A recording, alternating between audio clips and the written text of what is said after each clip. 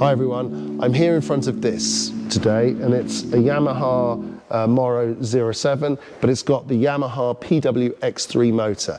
Now why am I showing you this bike? It's been on the market for a while, but I'm telling you for one reason. This is the best value, power, quality, performance bike on the market today. And let me tell you why. Let's get straight into it. If you get the 30th anniversary edition, it's €3,184. If you get this version, which is the Moro 7, it's €3,054 from a dealer. Okay, so let's talk about specifications. So what have we got on here? A lyric fork on the front, 160mm travel. We've got 150mm travel on the rear, 27.5-inch wheels, front and rear, but they've got the larger format tyres, so you're very close to 29. Doesn't really make much difference when riding, have to say.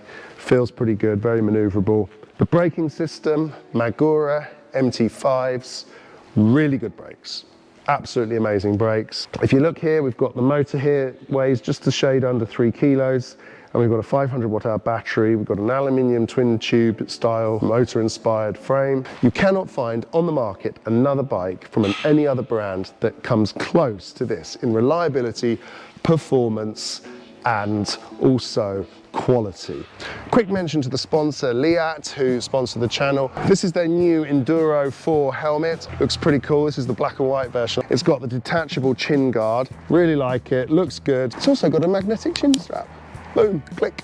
Okay, let's get on with the video. Why buy a Yamaha? Well, if you buy a Yamaha bike, it's like buying a Yamaha motorbike in the sense that the service, the assistance, the guarantee, it all comes from a Yamaha dealer. So if you have a problem with the frame or a problem with the motor or a problem with the wheels, anything, you go back to your Yamaha dealer and they have the spare parts available, just like you would have if you were trying to service your car or a motorbike.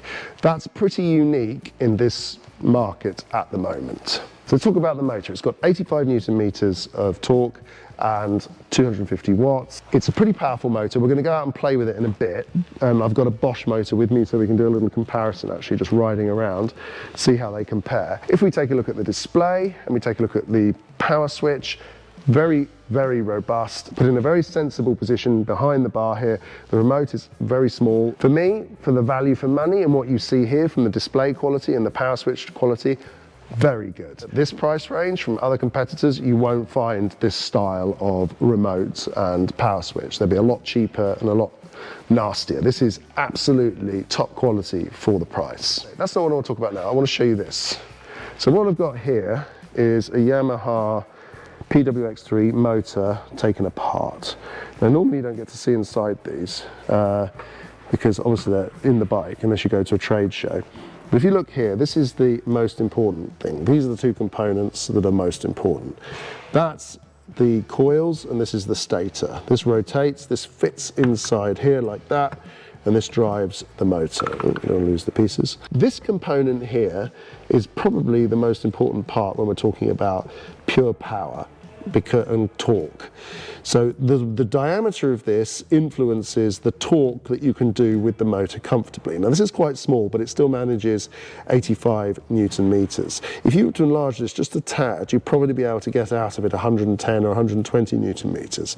So when you do look at big powerful motors, don't be surprised to see that this part of the motor is actually a little bit bigger than say one of these motors because of the physical technical ability of the motor to support a high torque value. If you have a look at the other side of the motor, we can see here it's very simple.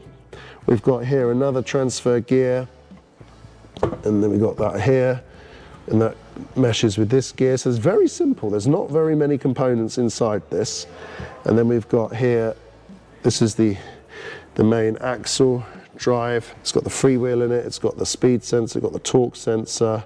All of this is on this. It's very simple to take apart. And then we've got what the circuit board, controls the motor.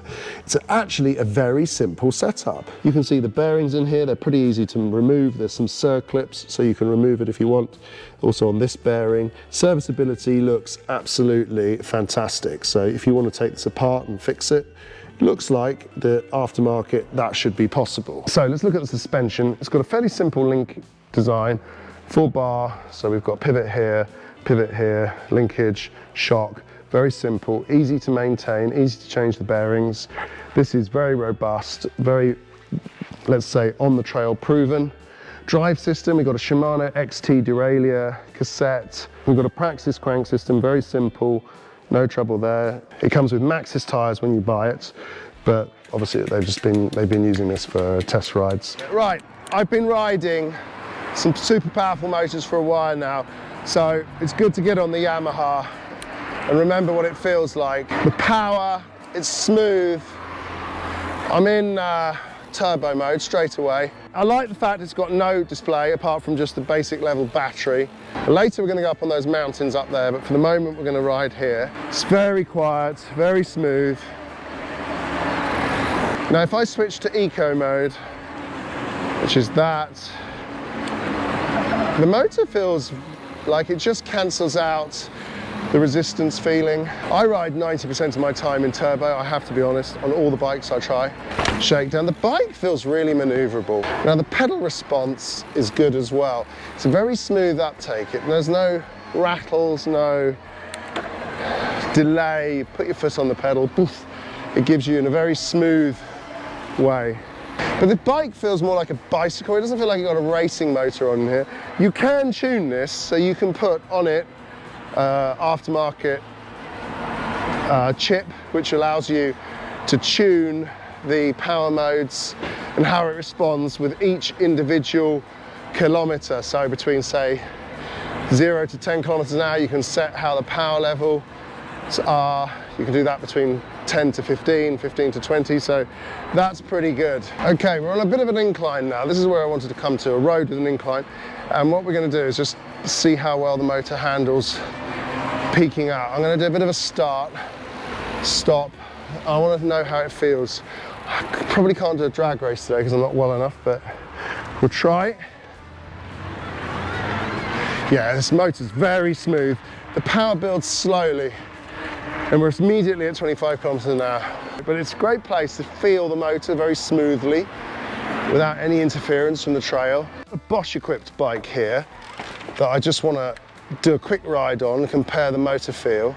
First thing I notice, I'm on smooth tarmac, so I can really feel how this bike is. It pushes a bit more than flattens off. The Yamaha builds is more similar to, say, the Shimano.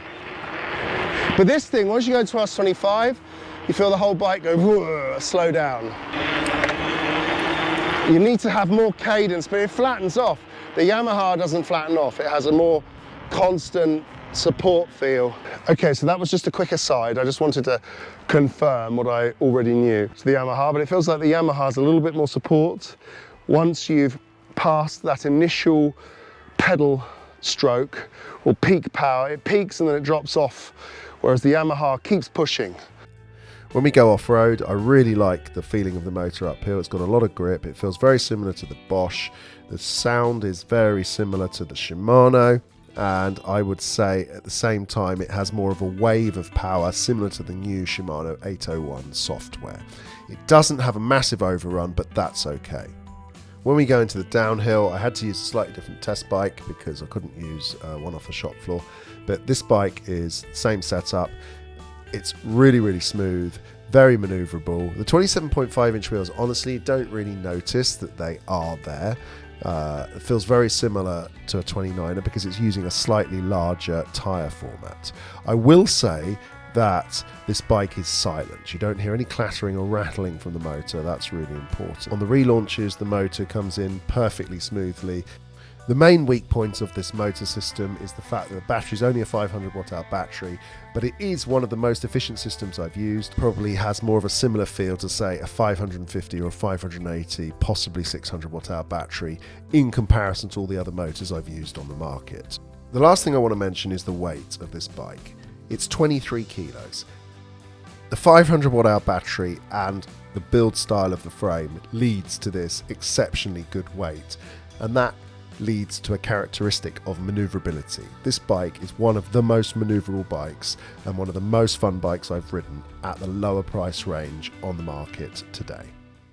The motor, off-road, on-road, it's smooth. That's one of the biggest takeaways I can feel from this motor after riding a lot of powerful motors in the last few months. In fact, I'd say it's probably one of the smoothest feeling motors on the market at the moment. Okay, it's not a brand new motor. It's not as powerful with as much torque as, say, the new DJI, the Polini, the Ascol. Very quiet.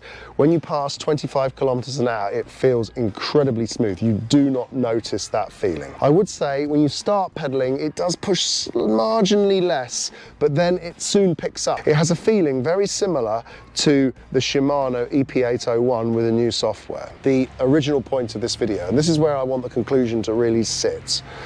This motor on this particular bike is unbeatable for performance, price and quality. If you can find a cheaper motor and a cheaper bike build with the same level of quality and feel as what I've just found now, then please let me know, write it down in the comments below, but I think you'll be struggling.